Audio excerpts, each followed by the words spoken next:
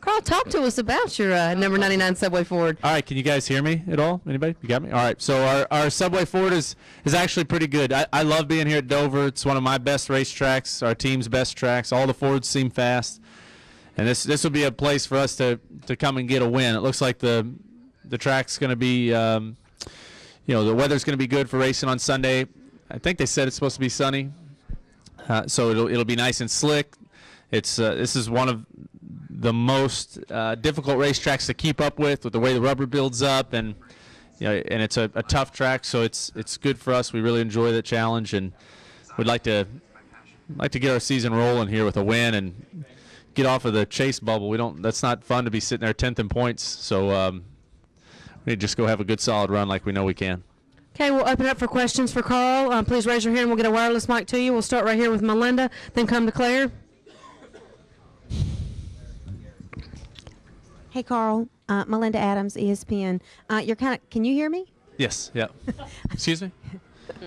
You're kind of known as Concrete Carl. What's it going to take, to get you in victory lane this week?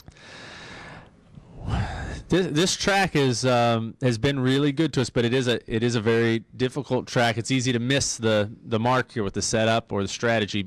It's going to take a good qualifying effort for us. We need to qualify up front. That pit stall is huge here. Pit road is very tough. The pit stalls are small actually, but getting a good one is of huge importance. So the qualifying will be very important. Our strategy during the race, and then being aggressive at the right times and not making mistakes here. This place will chew up cars and spit them out, so you got to really be careful during the race not to make mistakes. If we can do all of that and our car runs the way I think it's going to run, I think we'll have a good shot at it.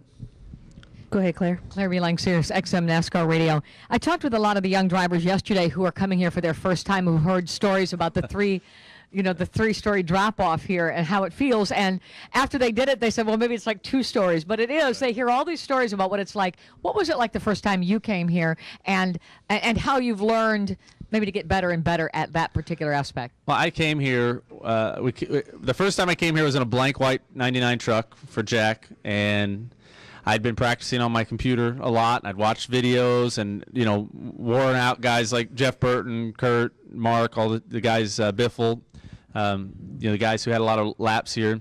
And so I came with a ton of confidence, went out there and ran the first 20 laps in practice or something. We were just awesome. The fastest thing here. And I thought, man, I got this place. This isn't so bad. And I promptly ran that truck into the front straightaway wall so hard I thought I broke my ribs. I mean, I hit it a ton.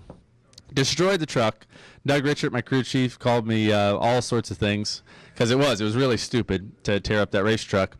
And then 8 laps into the race with the backup truck, we're screaming fast. I drove right under Jason Leffler, hit the apron, wrecked Leffler and myself right into the wall 8 laps in. And that was a low point of that season for me. I thought Jack was going to fire me. I thought it was over because I just didn't respect this place and what it could do to you so quickly. So my only word of caution to those guys is don't get too big of a head at this place. It will get you. And even just now in practice, I got loose in turns 1 and 2, and I thought, man, I'm going to hit the fence. I mean, it happens so quick. It's a very, very tough place. So my first trip here was I thought I had it in control, and I did not.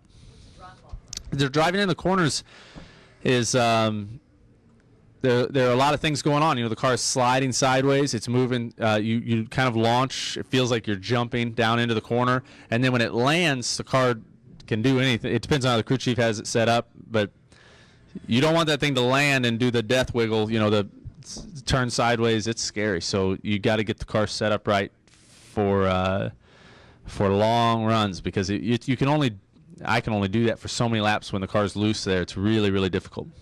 All right, we'll take our question up here, and then we'll go to the back to Jeff.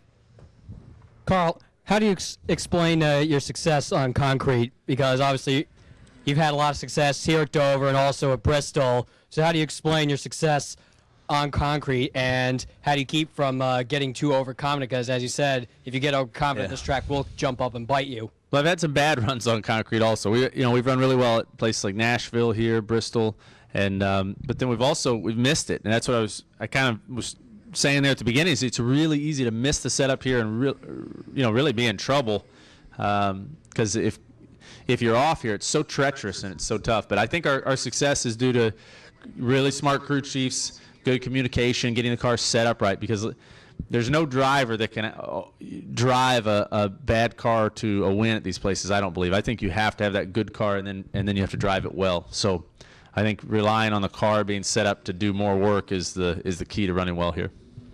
Okay, we'll take our next question from Jeff in the back.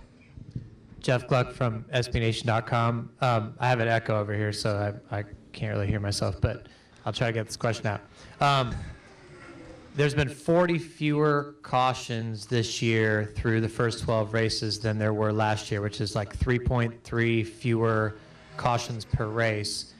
I'm just wondering there's various theories out there. What do you think is the main reason for that? Is it just circumstances, or is there something that is happening with the racing that it's just cleaner now, or what's your theory? Yeah, I don't know.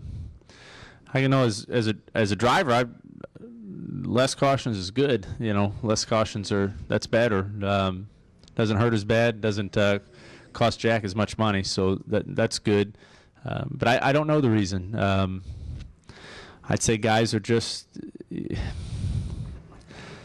Let me put it this way: when they started those double foul restarts, it felt like we were going to wreck every time there was a caution, and then we had to have a restart. I mean, it was unbelievable, and now it just seems like guys are getting very good at handling the race cars. They're getting very good at not risking too much, not taking huge chances, and let's be honest. I mean, right now, a wreck is so bad for your team and your chances at being in the championship hunt that I think guys are just being smarter and racing smarter, and I think that's good.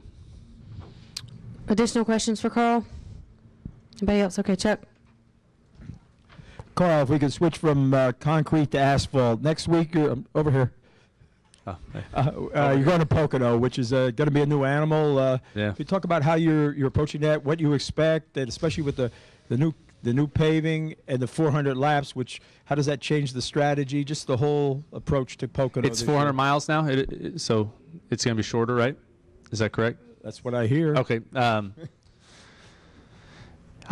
approaching it with an open mind. I don't have I don't really have a plan. I'm going to go there and creep up on take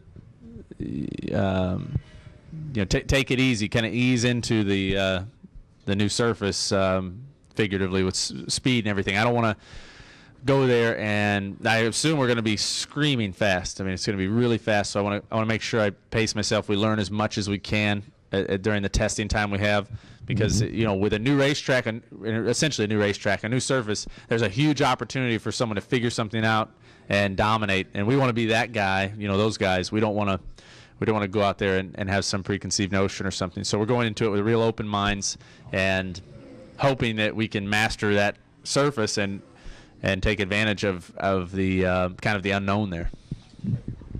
I think we got one more final question from Brian. Brian Nelson, Motor Racing Network. Carl, NASCAR designed the point system this way to encourage drivers to race harder for the victory, make winning, emphasize winning.